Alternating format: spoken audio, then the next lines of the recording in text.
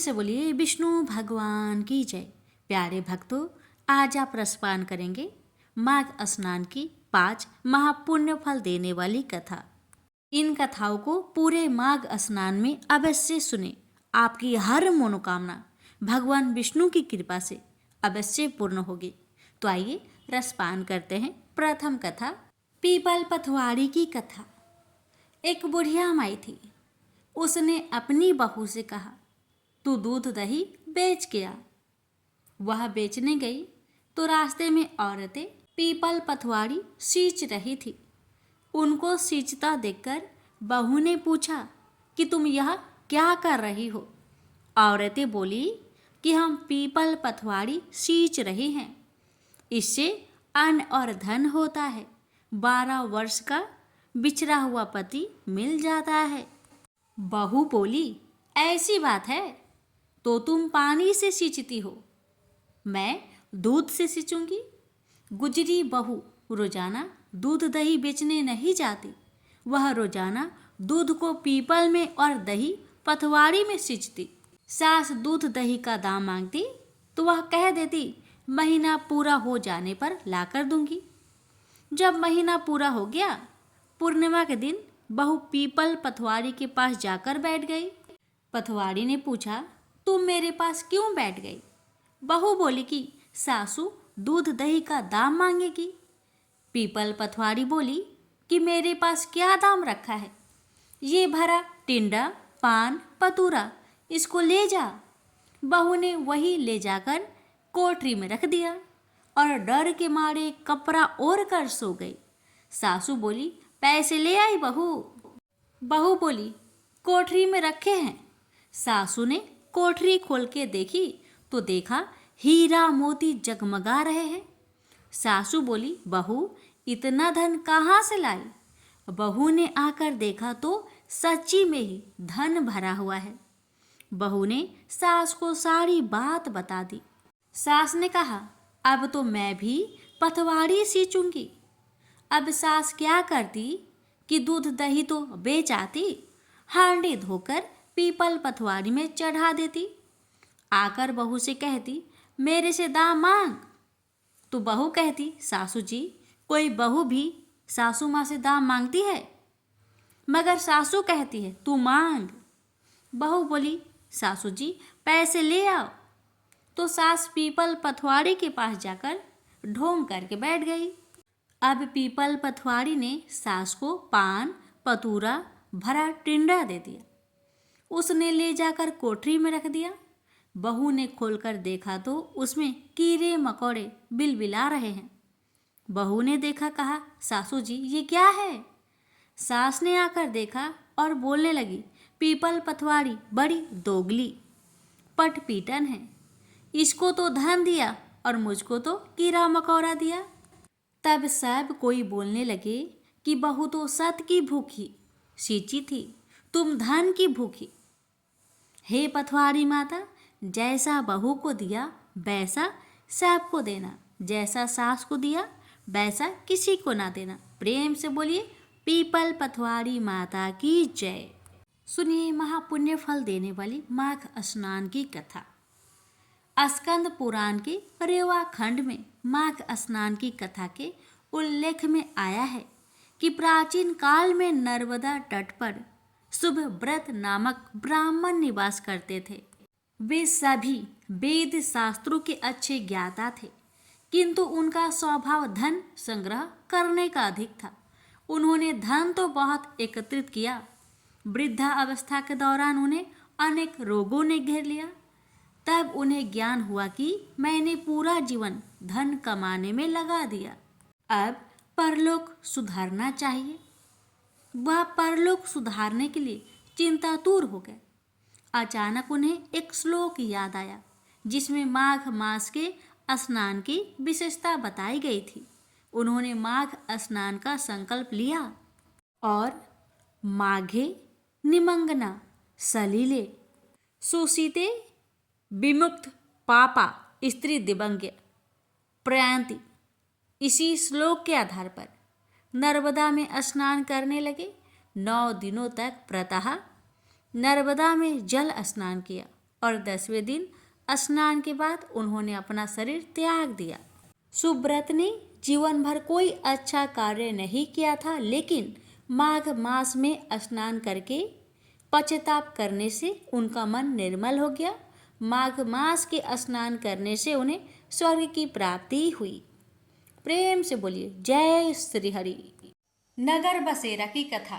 किसी गांव में एक भाट व एक जाट रहता था। दोनों में घनिष्ठ मित्रता थी। एक बार जाट अपनी बहन के घर जाने को तैयार हुआ तो भाट अपनी ससुराल जाने को तैयार हुआ। दोनों साथ चल पड़े तो रास्ते में रुककर एक कुएं की मुंडेर पर बैठ गए।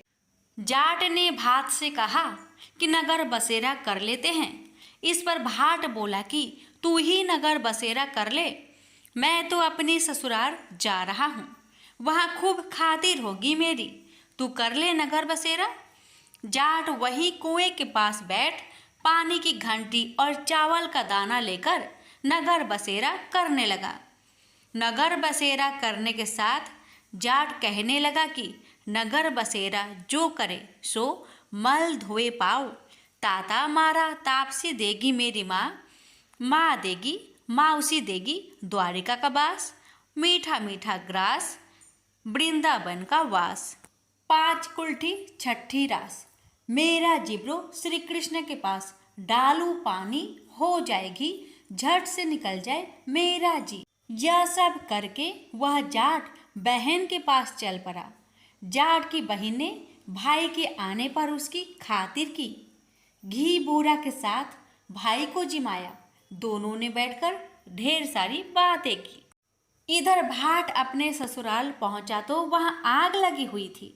आग बुझाने में वह भी लग गया, जिससे हाथ मुंह काले हो गए और खुद भी थोड़ा झुलस गया। ना रोटी ना पानी के लिए किसी ने नहीं पूछा। एक पड़ोसन आई तो उसने भाट की सास को कहा कि जमाई आया है, जरा उसकी आव भगत कर लो। बुढ़िया बोली कि सब कुछ तो जल गया है, अब कहाँ से आव भगत करूँ। तब पड़ोसन ने ही भाट को एक रोटी के साथ छाछ दी। उसने वही खाकर गुजारा किया। शाम को दोनों फिर घर की ओर चल पड़े और रास्ते में मिल गए और एक दूसरे का हाल पूछा। भाट बोला कि मेरी ससुराल में तो आग लगी हुई थी, आग बुझाते में खुद काला हो गया हूँ, ना रोटी मिली ना पानी। जाट बोला कि मेरी तो बहुत खातिर हुई। फिर बोला कि मैंने कहा था ना कि नगर बसेरा कर ले, अब कर ले, लेकिन भाट ने फिर मना कर दिया। कहने लगा कि मेरी मौसी है, पता नहीं रोटी दे या ना दे, तेरी तो माँ है, दही की छुछली चूरमा का पेरा धरा पाएगा। भाट ने फिर नगर बसेरा नहीं किया, जाट ने कर लिया। नगर बसेरा जो करे सो मल धोए पाओ, ताता मारा तापसी देगी मेरी माँ, माँ देगी मौसी देगी द्वारिका का बास, मीठा मीठा घास वृंदावन का बास। 5 कुल्ठी छठी रास, मेरा जिब्रो श्री कृष्ण के पास, डालू पानी हो जाएगी झट से निकल जाए मेरा जी। करके वह चल पड़ा। घर पहुंचते ही जाट की मौसी ने बहुत लाड प्यार किया।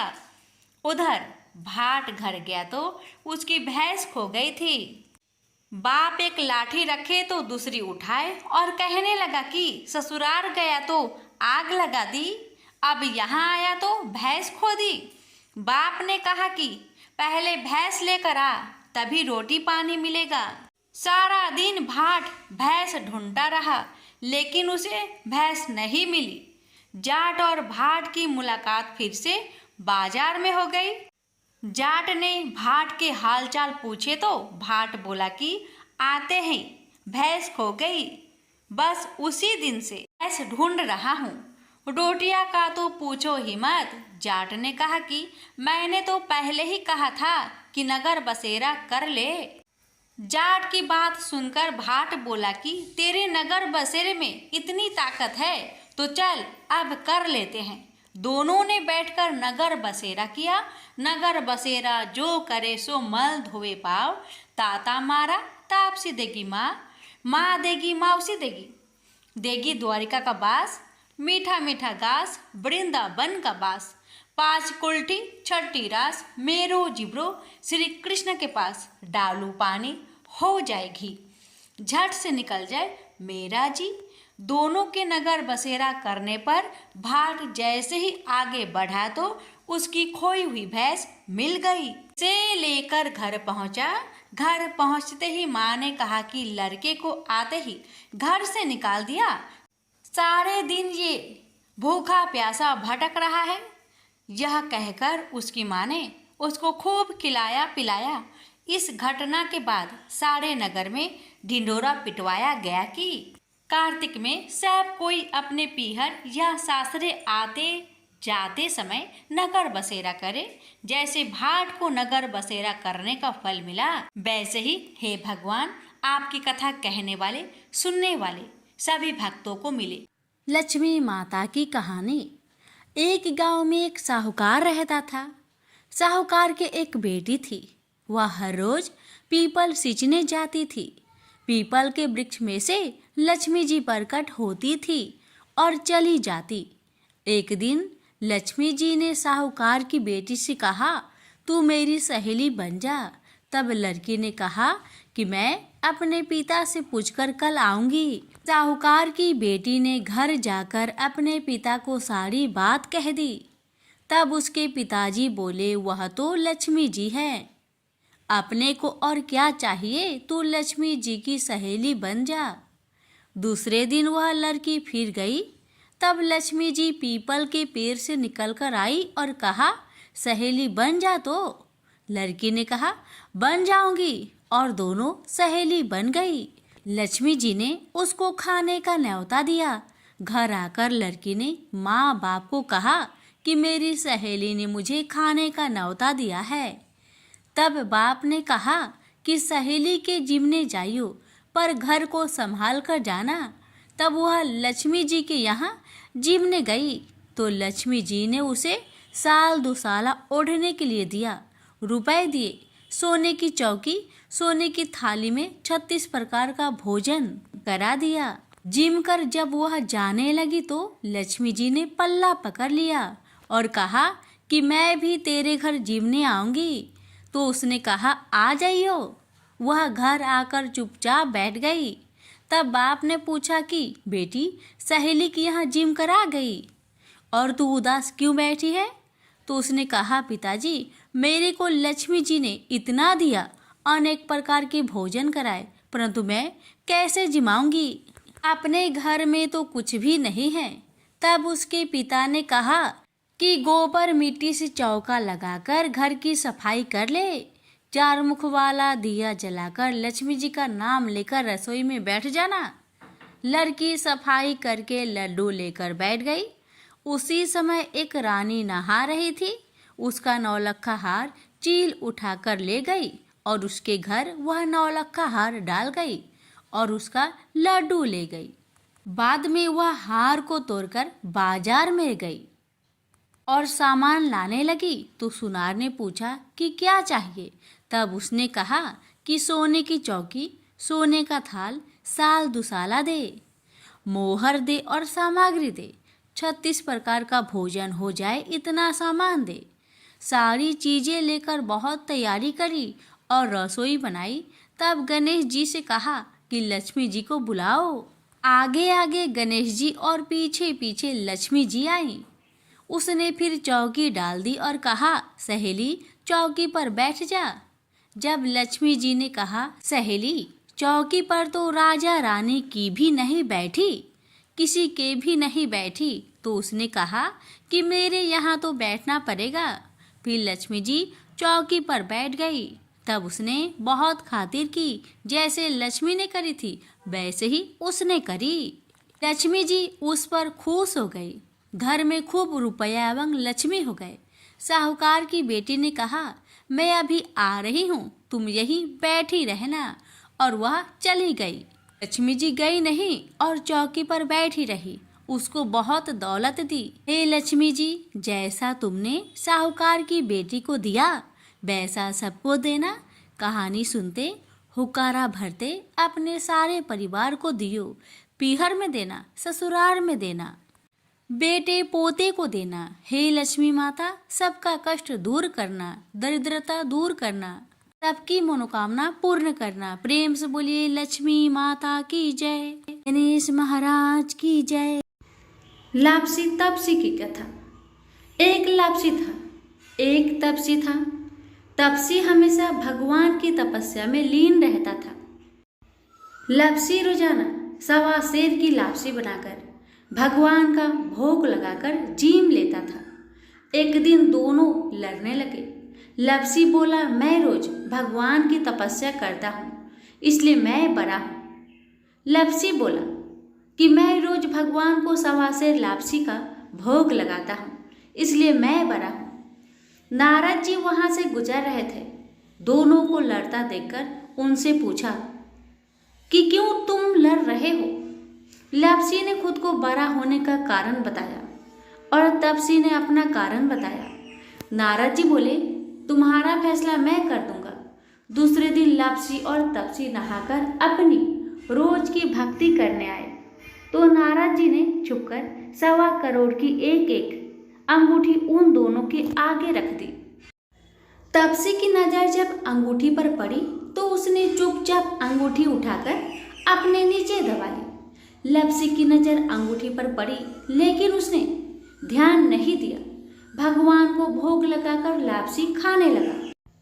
नारद जी सामने आए तो दोनों ने पूछा कि कौन बड़ा। तो नारद जी ने तपसी को खड़ा होने को कहा। वो खड़ा हुआ तो उसके नीचे दबी अंगूठी दिखाई पड़ी।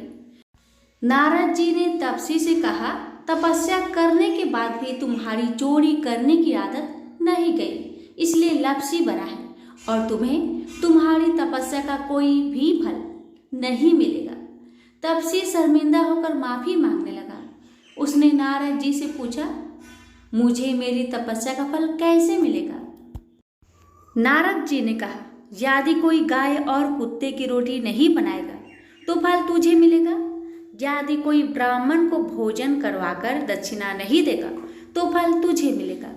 यदि कोई साड़ी के साथ ब्लाउज नहीं देगा तो फल तुझे मिलेगा। यदि कोई दिए से दिया जलाएगा तो फल तुझे मिलेगा। यदि कोई सारी कहानी सुने लेकिन तुम्हारी कहानी नहीं सुने तो फल तुझे मिलेगा।